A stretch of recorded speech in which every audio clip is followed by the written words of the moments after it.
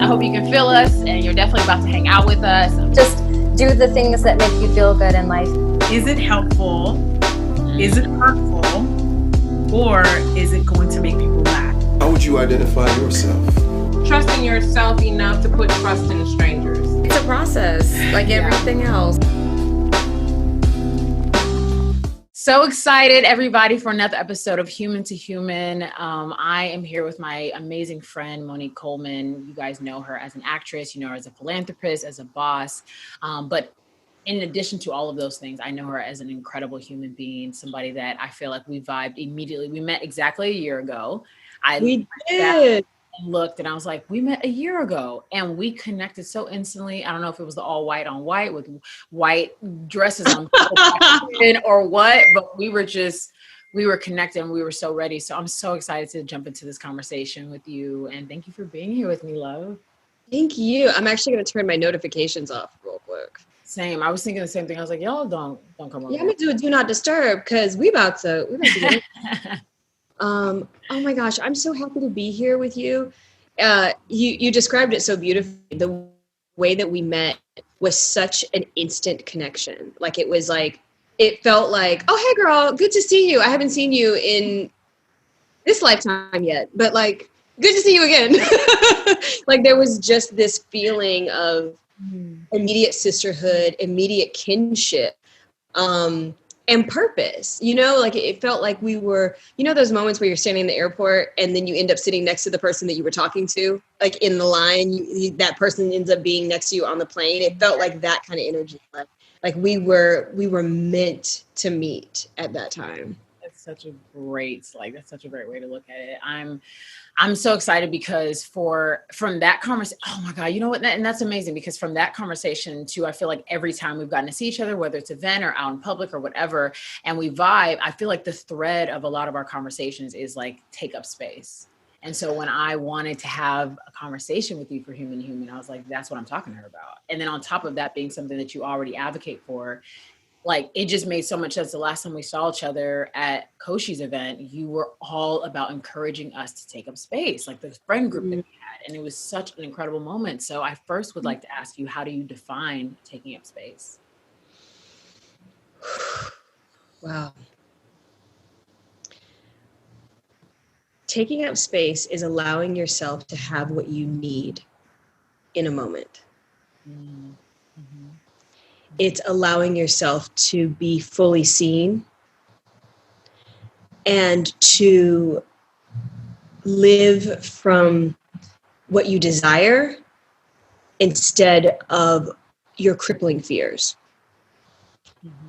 I had a moment, I think last year, where I identified that vulnerability and embarrassment feel very similar in the body. I will preface this by saying I'm not a scientist. I am a science geek, but I'm not a scientist yet. I'm considering. But so this is just a theory. This is just a moism. But I had this moment where I was incredibly vulnerable. Like I let myself be truly vulnerable in a moment. And then it was followed by this level of feeling embarrassed. And I realized that wasn't true, that we are conditioned to feel that being seen is not safe.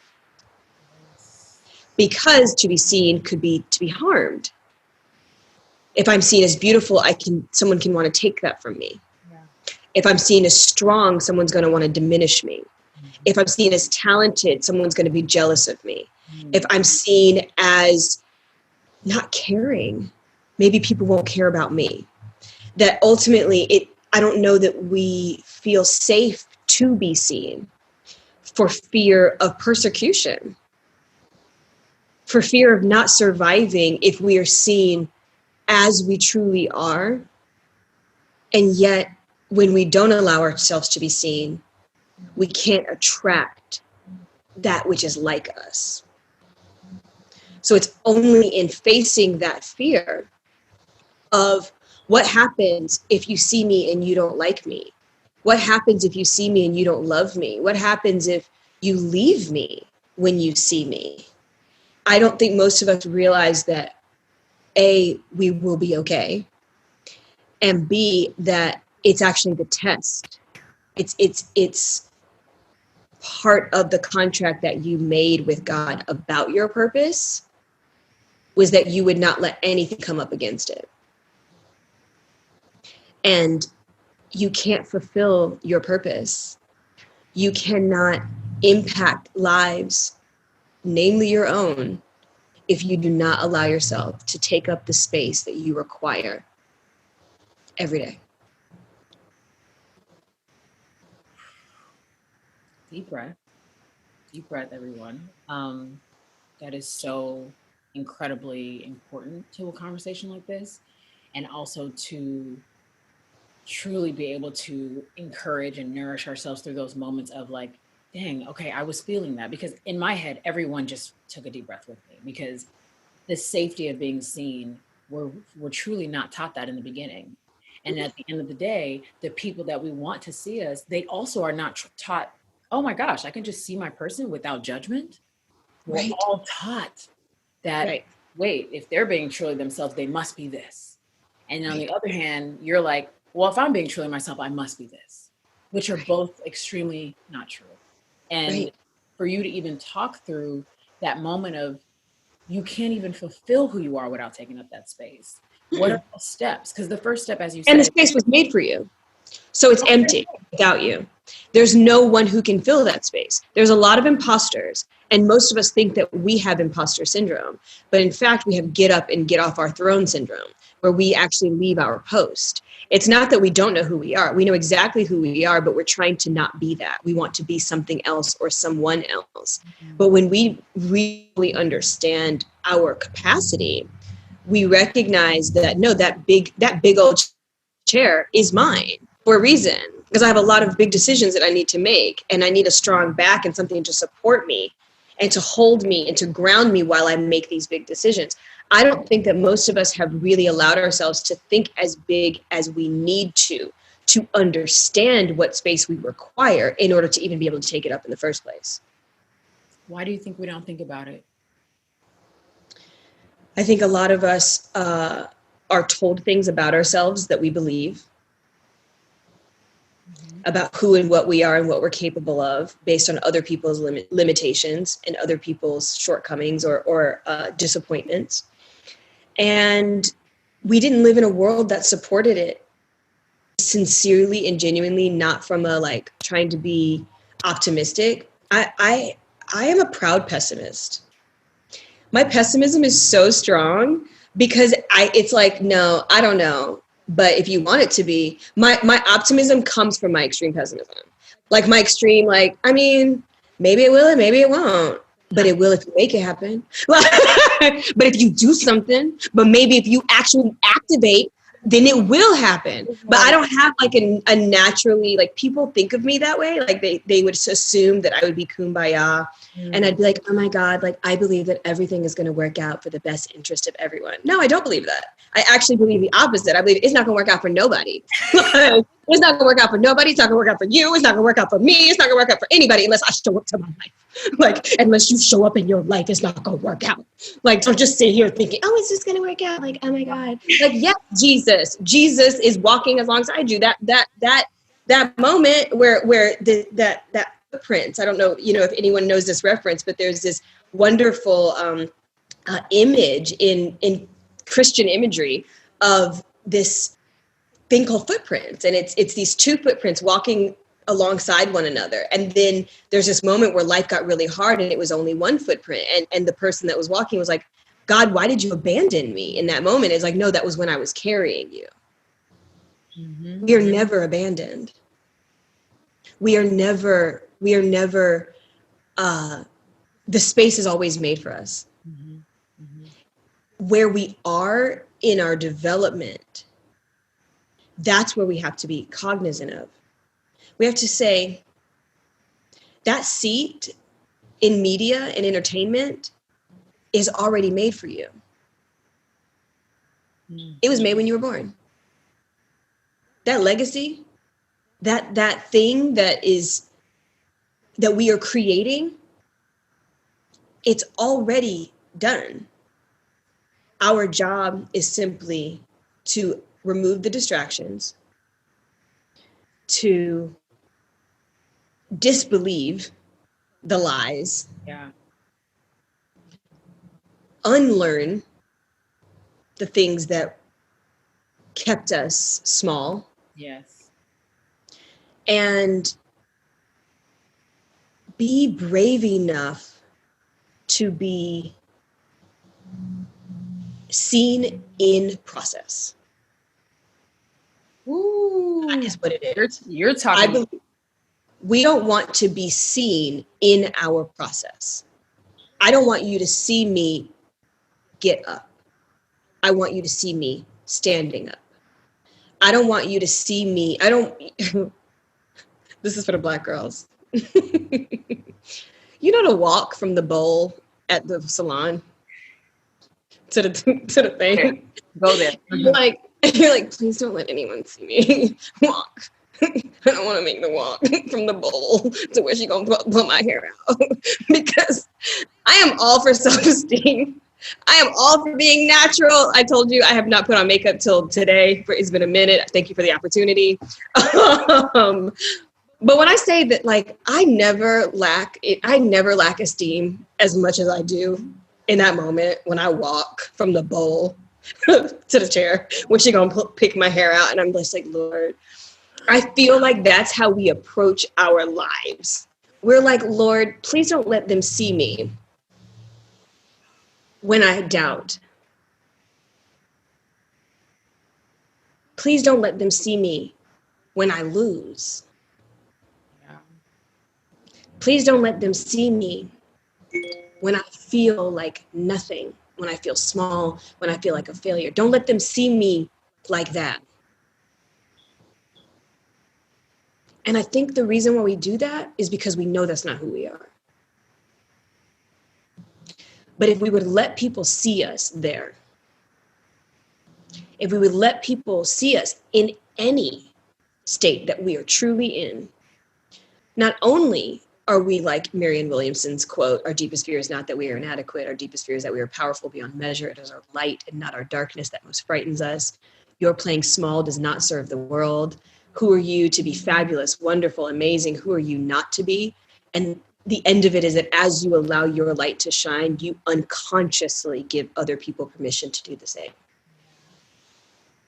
And that is our opportunity when we show up. Showing up is not about being polished. It's not even about being together. It's about being present. That's all it is. So to show up, to take up space, is to simply say, I don't know what this present moment holds, but I'm going to be in this present moment to see what's possible. And whatever comes, I trust that I'll be safe.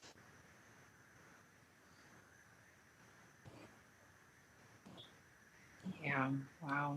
I'm really sitting with, we don't want to be seen getting up, because you're really asking us as a collective to let go of perfection. In so many words, you're saying, hey, the only reason you don't want to do this versus this is because this requires you to look a certain way. It looks perfect, even though it's not. And, we need perfection to feel worthy. We need to feel attached to that, because the truth is, if we stop choosing perfection, if we stop running after that, then we're just all here, and like we all just love each other for who we are. And it's like, yes, exactly. Oh, you mean actually? Oh, you know, even that. And you mean so I'm not going to buy your product? Oh, so you mean I'm not going to buy the lies that you told me about what I need in order to be valuable, worthy, and okay? Oh, you mean that I'm actually going to divest from the things that are hurting me, and I'm going to feed the things that feed me back? That's what's going to happen? On top of that, I'm going to set boundaries. I'm going to actually trust myself throughout the process. I'm going to say yes and no, and I'm going to mean no. I'm going to say yes, and I'm going to mean yes. I'm not going to question, because what I actually want is valid. All things not associated with standing straight, and that's the only time people see you. Not associated. If we decided to continuously keep the camera on as we're actually getting up, because getting up Could be 15 years. It could be 8 years. It could be 6 years. It could be 2. But we don't want, and it's painful talking through this because oh my God. Wow. I'm like, I know. I know. I have chills like on my face. I'm like, I wish people could see it. Like I know that people are being impacted by this moment. I know that people are being impacted by this moment because for far too long, we have the sirens are going off outside. Everything's like, because for far too long, we have looked outside of ourselves for what makes us matter. And that they need us to buy that narrative so they can keep selling you that narrative. They need you to believe that, because then you will constantly be looking outside of yourself. You will never feel enough. And not only do they, but do we need it too? Does it keep us tethered to our family? Does it keep us tethered to relationships that we've outgrown? Does it help us to stay in cities and places out of loyalty when it's really maybe convenience? Like, how many words are we misappropriating and calling them being responsible? Yes. Or safe. When I could walk outside and caring. I want to be the caring person. So I show up in places that literally don't serve me anymore because I care. I don't know. It's and the misuse of that. I think this is what I think. I think when you don't take up, it's so funny. I want to be like, thank you guys for being here. Because I feel the energy of truly that are going to receive this. When you don't show up fully, where are you? Right? So if I don't take up space here, if energy doesn't die, it's just transmuted. It's just goes somewhere. Is that the seed of my depression? Is that the cornerstone of my anxiety? Is every sweat bead attached to a moment I didn't take? Something I didn't say? An unbrave, unrealized opportunity to be seen so that someone else can see themselves? Because, not to get way too spiritual here, but in whatever faith you participate, in whatever, if you believe that there is something bigger than you, and that there is some sort of divine order, and that there's something like there's something that is seeing itself more clearly through our experience of us moving forward, that's how it sees itself. Anything that would need to divide itself into 8 billion to see itself reflected back to itself, and the opportunity to be one of those sparks. We are so afraid of what we will destroy or burn down, or what will happen if we are out there, or if we mess up. But the same thing that could destroy ignites. The same moment that can feel crippling can be a catalyst.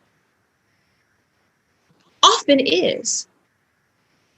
So how is insecurity, self-doubt, holding yourself back, not showing up, how is that not the biggest trick of the devil?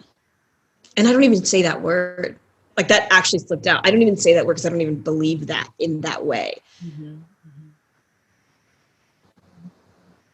But as an adversary, because I'm an advocate, I've identified myself. I'm an advocate. I'm an advocate for humanity.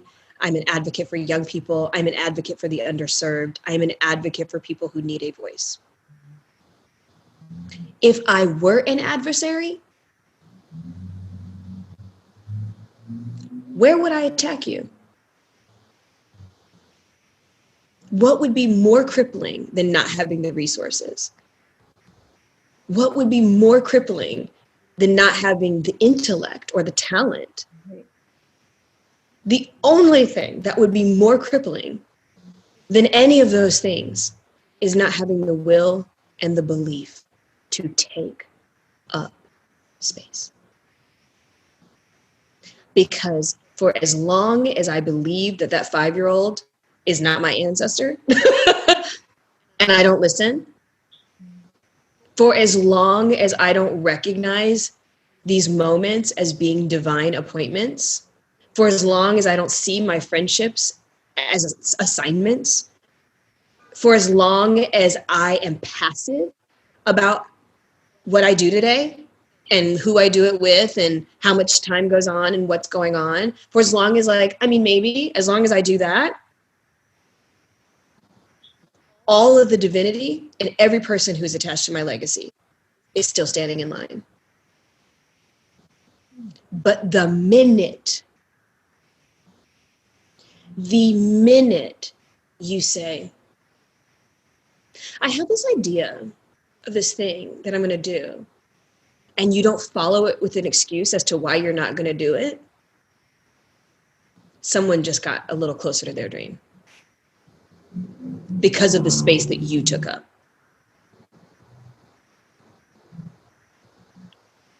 And we had a conversation before this, and I'm just going to bring this one point up. I see that in you.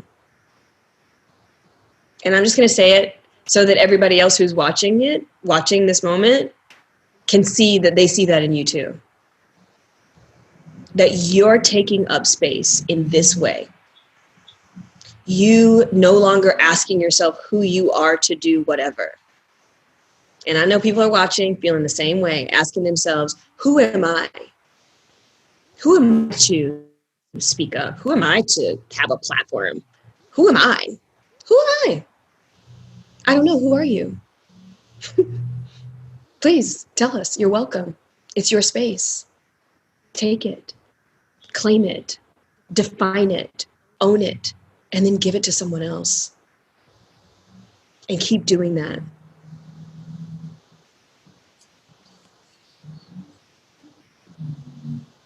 I think I only asked her one question, guys, by the way. I think we're one question. TED Talk. Thank you so much for inviting me to this TED Talk. Oh my goodness. I think But honestly, it's spirit. It's not me. It's spirit. It's when spirit shows up and decides to move in a space, it's just a privilege to be able for the computer to work. for the button to work and for my dog to stay put. This isn't me. This is not me. And I have to exclaim that with every exclamation point. This is not me. This is what is available to each of us. Yeah. Each of us is given gifts. We are given the gift, and I believe that I've been given the gift to see. I've been given the gift of seeing people. And when we allow ourselves to activate our gifts, spirit shows up in ways that are unpredictable.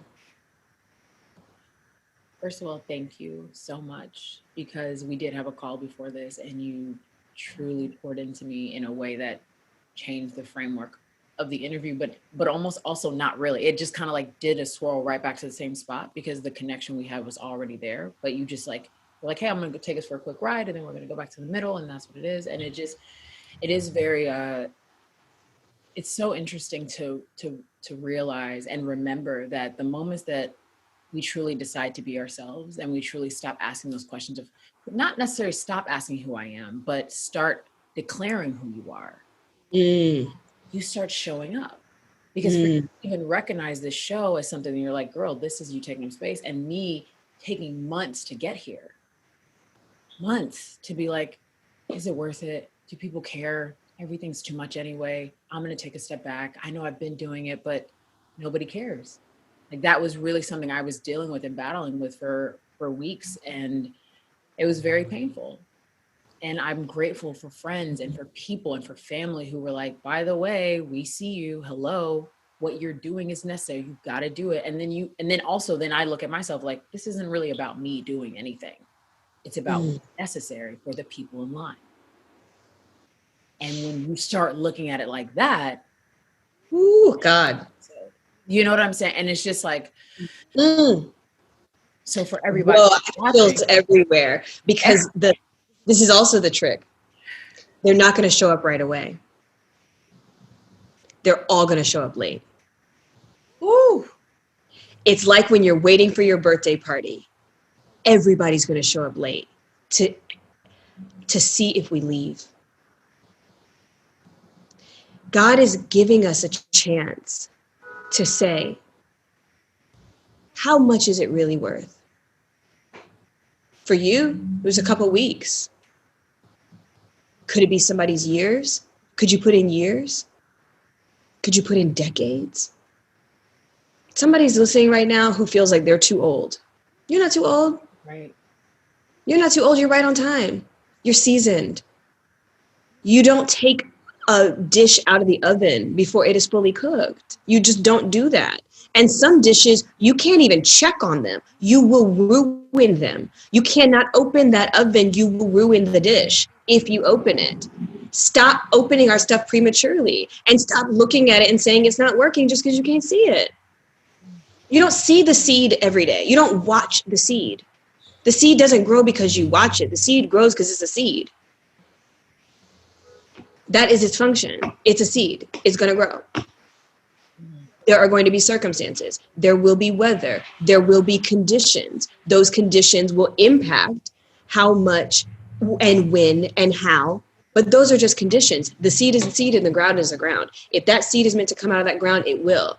Now, if you're too scared to plant that seed, if you're too worried about that seed, if you're checking on that seed too much, if you're uprooting that seed every 5 minutes because you just don't believe and you're worried and wondering about the seed can't ever take root. So to see you here and to see this space you've created and to know that, like, yeah, it took some months to get here.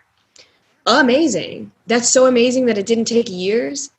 And I'm so grateful to be, here with you in this stage of it, because I really see this as being a platform, and more than a platform, but a message that is needed in this time. We need to get back to being humans, people again, and that's how we met. Yeah, I know you wanted to talk about that. I want to share the way that we met, like the moment. Yes. Oof, go ahead, please. Hey, did you offer me a drink? I think that's what happened. Yes, I went to get you a drink. Yes, I went to get you a drink, and I was like, hey, I'm going to go get mine. Can I grab you one? And yes, that's what happened, yes. And the way we met is that days before I had a miscarriage. 4 days before. Mm-hmm. And we were at an all-white party. And I knew all that it took for me to get there. And I questioned my being there, my going the whole time. Am I overachieving? Why do I feel, am I going to get my picture taken? Why do I feel the need to go to an event 4 days after the hardest thing I've ever been through as an adult? And my reasoning for going was because I said, it's a Black excellence lunch. And nothing changed it. Like, life doesn't alter or change.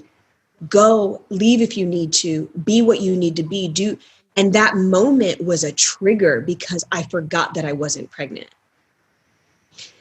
And when you asked me if you could get me a drink, I was about to be like, no. And then I remembered, oh, right, I guess.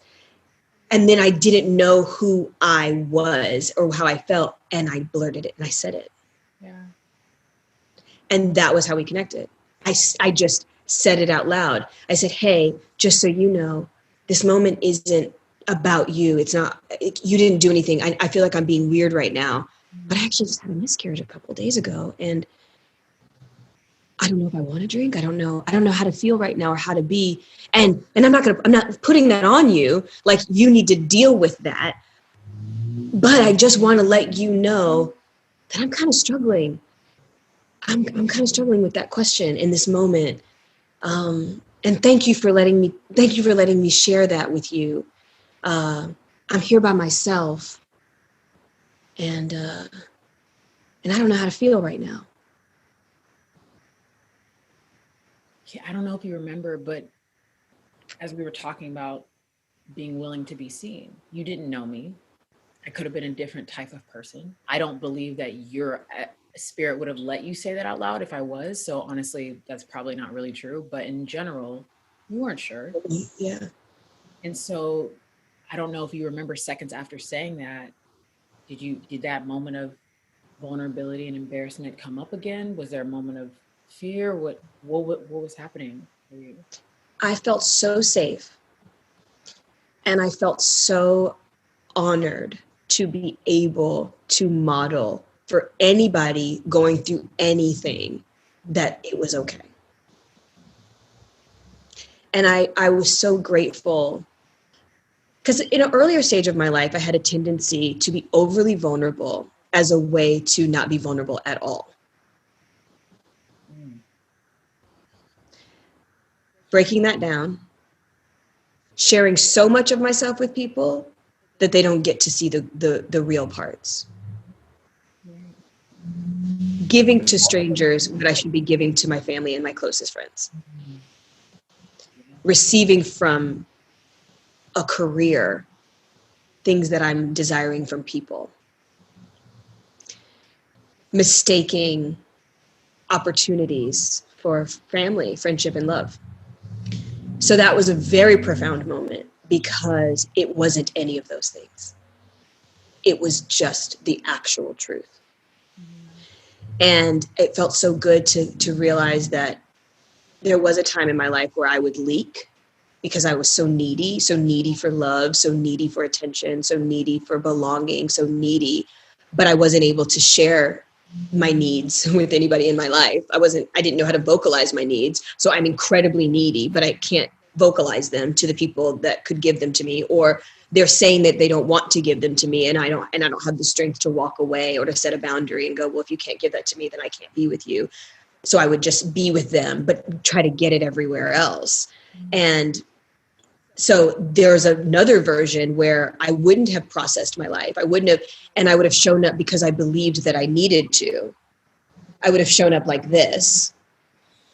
And there would be these beautiful photos that I could look at, and I could see this broken girl who looked so pretty, instead of a queen sitting on a throne with her court and her friends and her woes and her grief.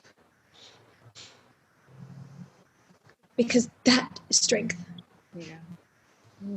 That is strength.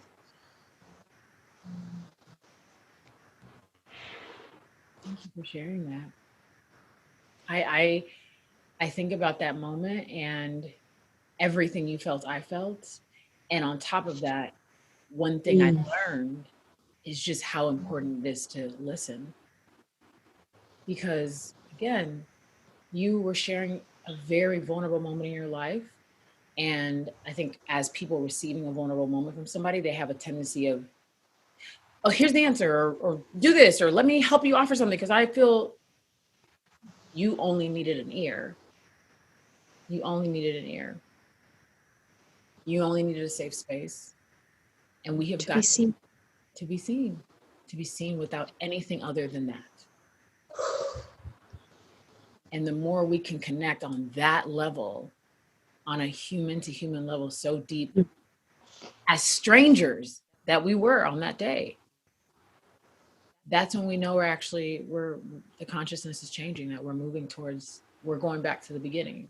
And I so thank you for sharing that moment then and now, because I cannot believe that I was able to witness your strength in that way and connect with you in that way, and that you felt, I can't believe, I'm also very honored to have been able to stand there with you, because you just showed up. You took up space. I don't even think even though you're telling me now, like, I was thinking about it, but really to me, I was like, she is such a person. It wasn't like, oh, she's so strong. And no, she's just being right now, which made it so incredibly easy to be with you. And that is like, this is so powerful. I'm floored by just that. Like, everyone needs that right now. I feel like that's the message, right? Like, that's the message of this moment, that people can take away. That's what we all really need.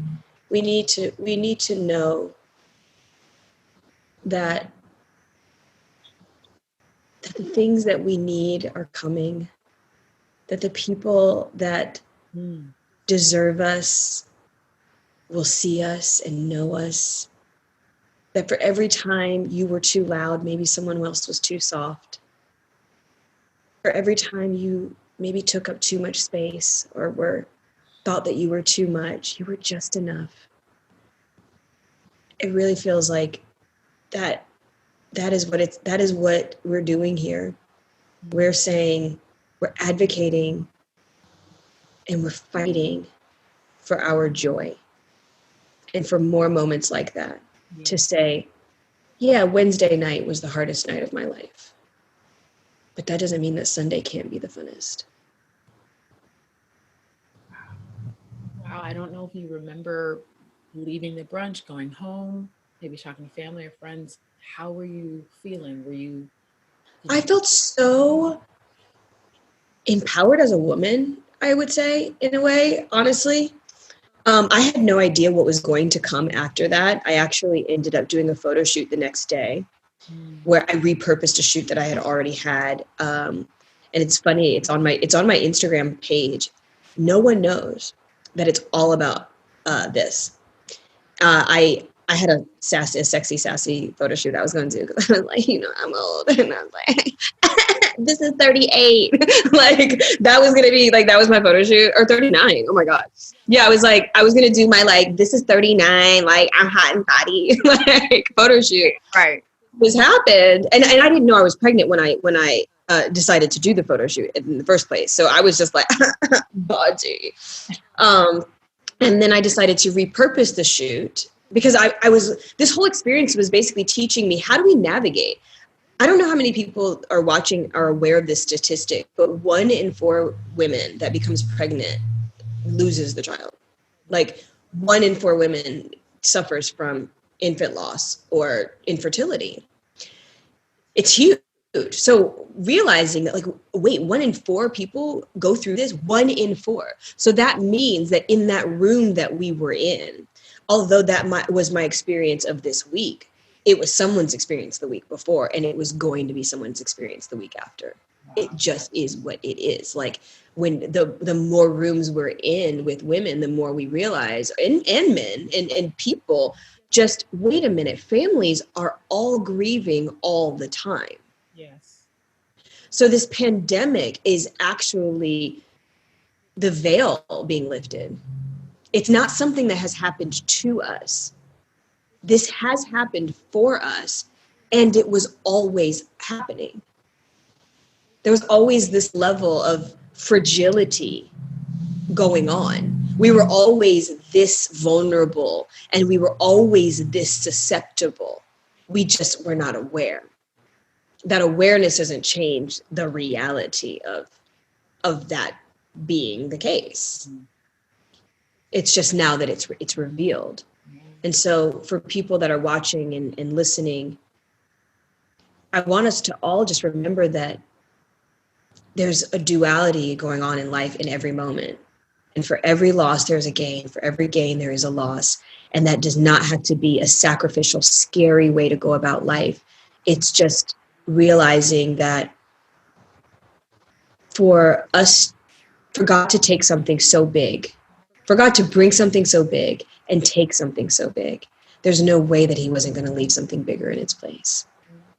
And Since then, it's been interesting. I found my artist again, like a deeper sense of myself as an artist, a true artist, not as an actor, celebrity, but as an artist. Because artists transmute our pain, artists transmute our joy, artists, this is where we shine. We shine in the darkness. This is our moment. This is our moment to shine. Why? Because it's dark. This isn't the time to be consumed and become the dark. This is the time to recognize that we are the light, but we can't be the light on our bathroom floor. We got to be the light out there. And the light sometimes looks dark. It looks like, oh my God, this terrible thing happened. But what is that doing? We brought the light. And you were the light. Like in that moment, had I not brought my dark moment, you couldn't have brought your light. We must, to bring it back to the beginning, we must take up space. Because the other lights don't get to shine if you don't bring your dark. We don't get to be light all the time. We also facilitate the light. And to facilitate there being more light, I have to be honest about my brokenness. I have to be honest about my vulnerability. I have to be honest about my insecurity. I have to be honest about what this industry did to me. Like I have, and that's not meant to be cryptic or something. I just, because I know people like to pick up on little things. I just mean like the self-esteem and the ways that this has the ways that I have allowed it to penetrate my spirit, because nothing has done anything to me, but the ways that living in LA and being a Black actress and just these identifying qualities have impacted me, have been great. And it's a disservice to any young girl who looked and said, I want to be like Monique Coleman when I grow up, or I want to be like Taylor McKenzie, or I want to be like whatever. It's a disservice to each and every one of them for me to not take my lashes off sometimes. It's a disservice to each and every one of them to not talk about edges and what it's like to show up on set and be like, oh my God, what happened to my edges? Like, right. And those are because we need to be in on the joke with each other, not against each other. Like we need to be in on it with each other. Like, oh yeah, girl, just do this to your hair. Oh, just do this. Like, because we're not in competition with each other. We're actually together, banding together to create more things in the world. We were taught, we've been made to believe that we are in competition with one another. Nothing is in competition with anything else. Nothing. Literally. Everyone has a space. Nothing is in competition with the other. That competition fuels you taking up more of the space that you're supposed to occupy. There is a difference. The competition isn't because someone could take your space or you could take theirs. That is not the function of competition. The function of competition is to push you to take up more of the space that you are meant to occupy. No one can be Serena Williams if they try. No one. That person doesn't exist. That person does not exist. And yet, why do we try? Because this is pushing you to be closer to and more of who you are. And this is pushing me. And she might push somebody else to be their next them. But no one will ever be her because you can't be. So we shouldn't be afraid to leave a space, to grow ourselves, to incubate, to figure something out, to educate ourselves.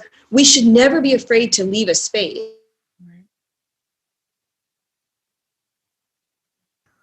And no matter what you do or how much space you take up, you will never be able to take up a space that belongs to someone else. Ever. And well, I was going to say it's unfortunate, but it's not unfortunate if we're in this moment of awareness and we're making different choices. Because as you have said several times, we were conditioned. You know, I've said this several times this year. I know how we got here. I'm just ready to leave. I understand. I'm very aware there now. I get it. I get all those moments that I thought I had to be there. I get how that fueled me thinking that this was so much more important than than literally just being self-aware in the moment, than just being present. Everything else felt like it was so much more important, just as you said, living in LA, the stress, energy, whatever industry you were in, because at the end of the day, it's all of us having to deal with it in some way or shape or form. It's all about the perfection and the capitalism and the supremacy and the not enough narrative to continue to push us one way while we're all fighting with ourselves, trying to figure out, like, this doesn't feel like me. I don't get it. How did I get here? I know how we got here. It's right. It's time to go. It's time to go. And like, I'm adopting that. That's the rest of my day. I know how we got here. I know how I got here. And it is time to go. that's it. Because that we know how we got here, if we do our best, we can negate the moment of guilt and shame and all of those things that come with us trying to figure out but I should have known. No, it's okay. There's a reason you are here. There is literally systematic reasons why we are here. There's a systematic reason you're telling us now at 39, hey guys, we should have been told each other about edges. There's a reason, because that wasn't cute when you were 22. That wasn't cute when I was in college. Nobody was telling us the truth. We weren't doing that. We're making choices to do that now.